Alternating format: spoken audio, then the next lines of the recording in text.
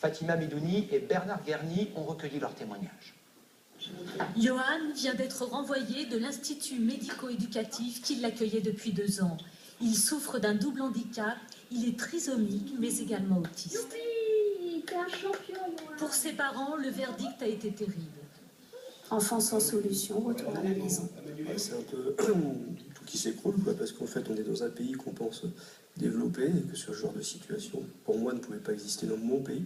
La solution, c'est soit on la trouve nous-mêmes, soit on n'a plus qu'à disparaître. Avec d'autres familles, ils viennent de créer une structure d'accueil pour leurs enfants handicapés. Orthophonistes ou encore psychomotriciennes les encadrent.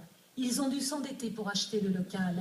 Le soutien financier des pouvoirs publics se fait attendre.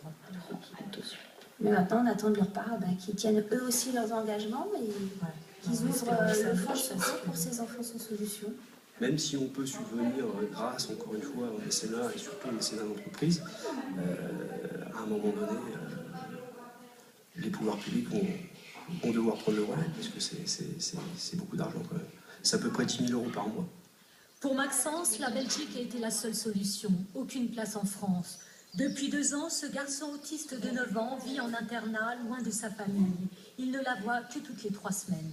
On l'a au téléphone 1 fois par semaine, mais de savoir que pour l'instant ça se passe pas très bien, c'est très pesant pour nous, sachant qu'on est éloigné de lui. Pour Maxence, le fait que ça soit difficile en Belgique, ça se manifeste par des colères, des automutilations, vouloir se faire vomir, refuser de s'alimenter. 15 000 enfants sont dits sans solution. J'ai écrit au ministre compétent pour le demander, dans le projet de loi de sécurité sociale, de tenir compte de ce manque et de faire en sorte qu'un rattrapage puisse s'opérer. Les solutions existent. Ce groupe scolaire accueille un centre d'éducation motrice. 26 jeunes handicapés suivent à leur rythme les mêmes cours que leurs camarades. Exercice de maths pour Ophélie et Marina. Je l'ai à écrire sur le tableau. Marina, c'est ma copine. En fonction des projets de chacun, ils sont inclus dans les classes ordinaires et tout au long de la journée, en fonction de leurs besoins, ils ont des rééducations. Oui ou non? Non. Non. Alors, Maïli partage son temps entre les cours et les soins. Ça fait travailler mes bras et mes jambes. Ils ont envie de plus faire comme les autres, donc automatiquement ça les stimule à aller plus loin, en tout cas au maximum de leurs possibilités. Pour les parents, c'est un soulagement. Quand Lucas rentre, les soins ont été faits à l'école. Moi, quand je récupère mon fils, c'est vraiment en tant que maman.